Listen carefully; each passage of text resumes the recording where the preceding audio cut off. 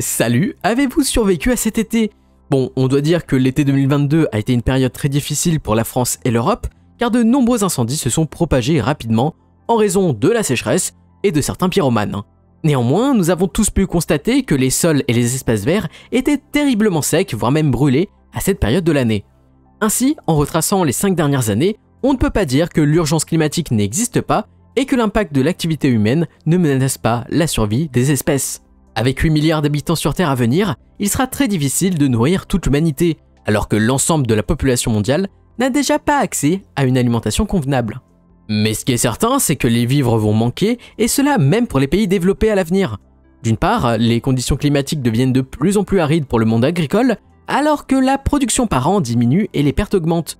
D'autre part, l'agriculture est menacée par la montée des eaux et toutes les intempéries qui surviennent chaque année. Alors oui, notre société surexploite ses ressources et gaspille sa nourriture, mais finalement, comment les agriculteurs de demain pourront-ils nous nourrir et s'adapter au changement climatique?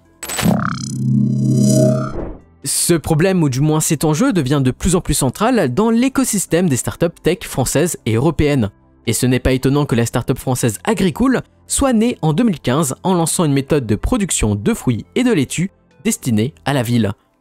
Le concept de Guillaume Fourdinier et de Gonzague Cru est très simple. Le principe, c'est de mettre en place des solutions d'agriculture urbaine qui permettent aux citadins de se nourrir localement tout en limitant leurs émissions de CO2 en évitant d'importer de la nourriture venant de loin.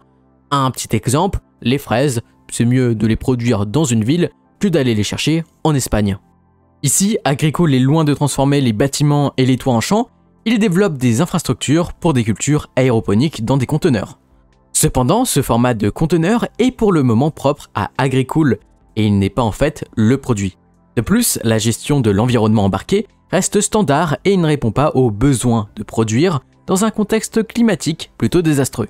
Ainsi, même si le recyclage de conteneurs est une méthode très intéressante, il est plus judicieux de contrôler l'environnement de la culture en prenant en compte des métriques beaucoup plus précises pour apporter des solutions à notre problème initial. Surtout qu'ici, cette serre entre guillemets n'est qu'un conteneur sombre et renfermé à la base, accueillant seulement des cultures à la verticale. Mais finalement, comment pouvons-nous cultiver automatiquement et efficacement des espaces végétales dans un environnement contrôlé et sur une disposition hors sol? Aujourd'hui, une partie de la réponse se trouve au cœur de la startup française Interstellar Lab, qui a bien l'intention de révolutionner d'abord la culture sur Terre. En effet, l'équipe de Barbara Balvisi développe Biopod, un module plug-and-play de 5 mètres de haut, de 11 mètres de long sur 6 mètres de large, en forme de ovale, composé d'une membrane ainsi que d'une base composite. À l'intérieur, nous retrouvons une grande concentration de technologies assurant un équilibre entre le climat, les nutriments et la luminosité. Ainsi, la température, le CO2, l'humidité, la concentration des nutriments, l'irrigation, le pH et l'intensité de la lumière sont des éléments contrôlés. Mais derrière ces capteurs se cache un logiciel de gestion et de surveillance basé sur l'intelligence artificielle, assurant une culture efficace dans le biopod, et cela, quelles que soient les conditions climatiques à l'extérieur. En ce qui concerne la culture hydroponique, Interstellar Lab a préféré l'aéroponie. De plus, l'avantage d'une gestion automatisée, et surtout d'une telle architecture avancée, c'est d'accélérer la production tout en économisant chaque ressource et de l'espace.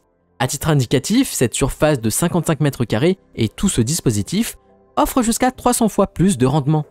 De plus, toute cette gestion automatisée offre une économie d'eau de 98% et jusqu'à 20 fois moins de consommation d'énergie, tout en captant 1 tonne de CO2 par an.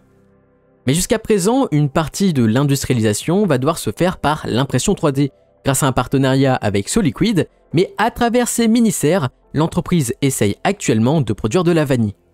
Auparavant, la vanille n'a jamais été produite par aéroponie, mais c'est tout de même un point stratégique très important pour l'industrie agroalimentaire. Normalement, vous le savez tous et toutes, la vanille, c'est une matière première très chère que les industriels s'arrachent chaque année. Donc derrière cette petite capsule, les géants de la food vont certainement vouloir se l'arracher pour produire de la vanille à la maison. Néanmoins, si nous revenons dans un cadre plus agricole, les biopods d'un prix unitaire de 249 000 $ sont encore très loin d'être un bon remplaçant de nos traditionnels champs. En fait, 70 biopods ont déjà été commandés, principalement par des universités, des sociétés cosmétiques et pharmaceutiques souhaitant utiliser biopods comme une serre de recherche autonome. En fin de compte, les biopods restent intéressants pour les chercheurs, car oui, les biopods peuvent être un véritable outil pour comprendre l'évolution de certaines plantes dans une simulation du climat aride qui peut nous attendre dans 20 ans. Ainsi, les biopods peuvent être de très bonnes armes pour préparer le futur. En conséquence, la technologie Interstellar Lab suscite l'intérêt d'acteurs aérospatiaux tels que l'ESA, le CNES et Dassault. Mais la jeune pousse a également remporté la phase 1 du Deep Space Food Challenge de la NASA, gagnant le cœur des Américains de la NASA. Lors de ce concours, la startup a dévoilé un rack du nom de Nucleus, reposant sur les technologies du biopod. Par ailleurs, Interstellar compte également s'intéresser à la fabrication de modules pour stations spatiales dans le futur. L'avantage de ce module de culture est que le champ d'expérimentation peut être élargi, car comme vous le savez, qu'il s'agisse de l'ISS ou de la station Tiangong, la surface est très rapidement restreinte.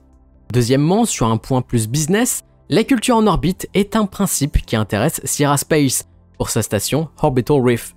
Selon les propos de la directrice de l'entreprise, la production de fleurs en orbite terrestre basse, destinée au secteur de la parfumerie, serait un business rentable, voire même plus que rentable, en raison d'un rendement plus important en orbite que sur Terre.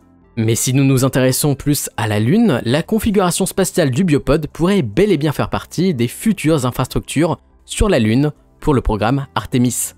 Néanmoins, pour lancer puis implanter un pod de ce type, la seule solution serait de le mettre en kit dans la soute du Starship HLS pour que les astronautes puissent porter chaque élément, les assembler et reconstruire le pod. Cependant, tandis qu'Agricool répond à la problématique du manque de production locale dans les villes, Interstellar Lab apporte une solution pour la sauvegarde d'espèces végétales. En effet, si l'activité humaine et le réchauffement climatique sont amenés à décimer des êtres vivants, la conservation des végétaux n'est pas à négliger. En effet, même si Mars est l'un des sujets, Interstellar Lab a bien l'intention tout de même de créer des habitats permettant d'abriter des vies humaines en respectant le principe de contrôle de l'environnement. Finalement, à travers ce concept, on parle même plus d'abri face au climat que d'habitat réellement. Alors finalement, le biopod, bullshit ou une vraie innovation? N'hésitez pas à me donner votre avis en commentaire, mais personnellement, je pense que le temps nous le dira. Voilà, c'est la fin de cette vidéo, merci de l'avoir suivi, abonnez-vous dès maintenant à la chaîne YouTube pour ne rien rater, à mettre un j'aime pour me soutenir, retrouvez-moi sur les réseaux sociaux, Twitter, Instagram, Discord, TikTok, les liens sont en description, et moi je vous dis à très vite pour de nouvelles aventures, c'était Matt sur Mars, allez bye.